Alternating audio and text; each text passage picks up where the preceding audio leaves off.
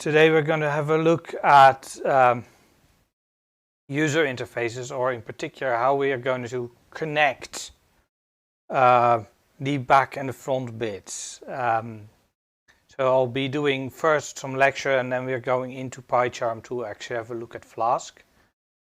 There are some particular things in Flask that we might want to have a look at.